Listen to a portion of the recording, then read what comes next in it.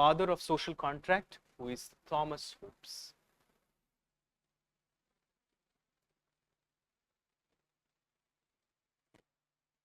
Few things about Thomas Hobbes which we already know.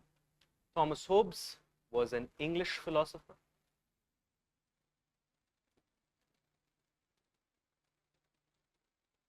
In fact, he is not only a philosopher, but thinker and reformer as well. He is a descriptive or psychological, whatever you want to say, egoist. In fact, Hobbes, along with Macaulay, they are descriptive egoists. They believe that human beings are designed to work in their self-interest. They know no other way apart from working in their own self-interest. Thomas Hobbes wrote a book, Leviathan. This book is like the Bible for the contractarian ethicists. ऐसे मान के आप चल सकते हो.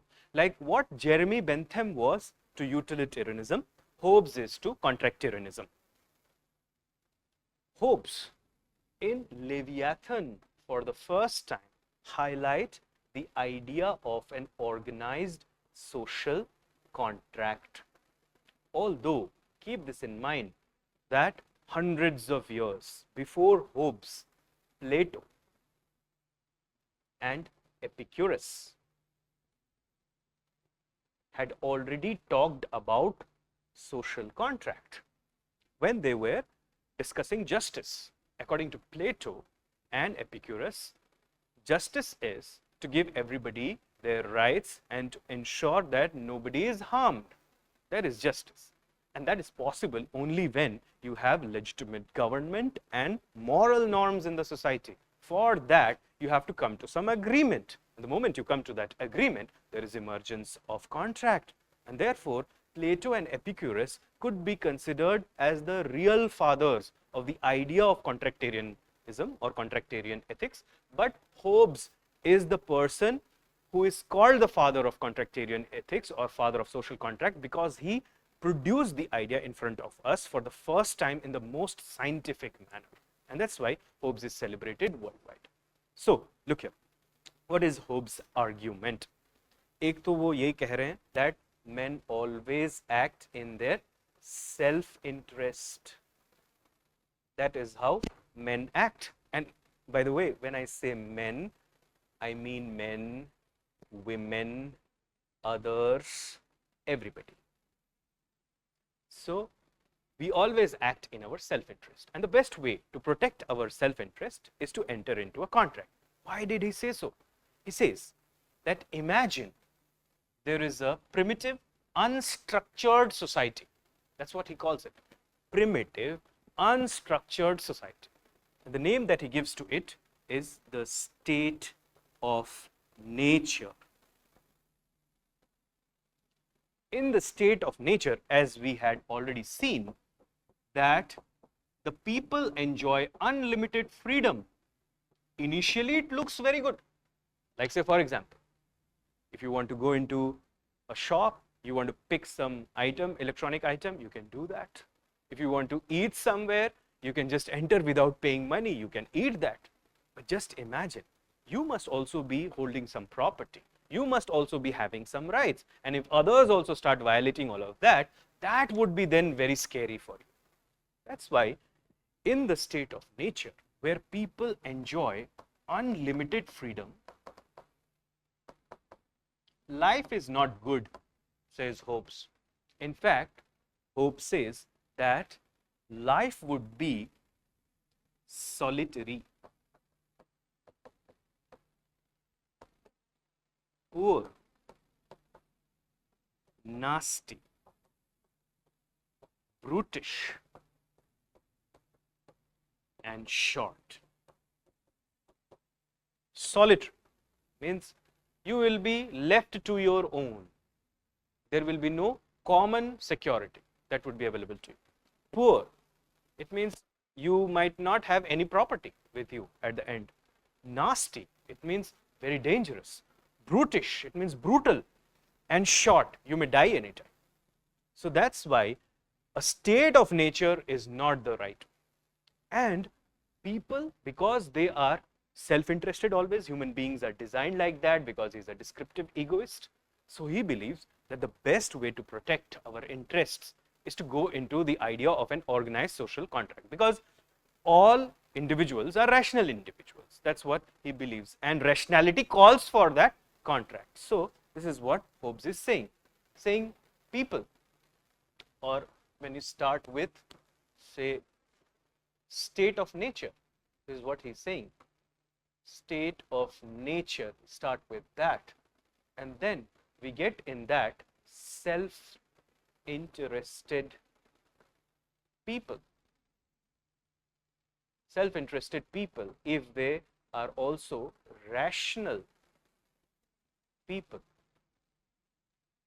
then they would like to protect their self-interest. They would also try to take advantage of social security and want to preserve social order. That's why they go into the social contract. And this social contract then becomes the source for legitimate government, or you can say state, and all the moral rules, or you can say ethics. So ethics or government is not something which was present always. We have created it. And obviously, if you look at the definition of government or definition of ethics, you would see that people have created it. I'm talking about democratic governments mostly. People have created it. So this is the idea of social contract as provided by Hobbes in his famous work Leviathan.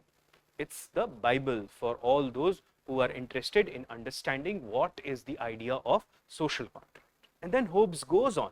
He says that the government is also created, or rather the government is created as the protector, guardian, enforcer of the contract. This is why the government is created. But there is one problem with Hobbes' ideas. What Hobbes says is that people cannot be trusted. क्योंकि आप लोगों को अगर छोड़ दोगे, they will again start acting in their self-interest, even though they have created the state or they have entered into the contract. To ensure that people always behave properly in a society and do not misbehave, government should have good power. Like, say for example, your property is looted by your neighbor. You go to the police station and you ask the police to take action, but the police is not doing anything. So that's a weak state. And if there will be weak state, people will keep on violating the contract, and after some time the contract would only become a useless document in which nobody will have faith and nobody will have respect for it. So that's why Hobbes says that the government should be given a lot of power. And what kind of government we want to create? We want to create an absolute government. What is an absolute government? An absolute government is one which enjoys a lot of power, and it is often totalitarian and despotic as well. If you give total power to the government, once the contract is made, all the residuary powers you give to the government, then government, the quality of government always depends upon the quality of people who man the ministries for the time being. So if suppose bad people or people with lesser ethics or lesser intelligence go into the ministries, they will turn the government into a hostile entity, an entity which would then clamp down on the people. In other words, such a government might become totalitarian, authoritarian, or a despotic regime. Totalitarian means they will try to control every aspect of your life, private life, public life, etc. Authoritarian, it will use strong authority, like say for example police authority, military authority, to cow down the people. despotic. It means those who are sitting at the helm of affairs, they might start ruling the country at the whims and fancies of theirs, and not on the basis of rules and regulation or laws, or on the basis of the contract. That's one problem with Hobbes' idea. Nevertheless, keeping this thing aside, other things look quite attractive. And definitely you would see that all organized societies, modern societies, they have agreed to the idea of social contract.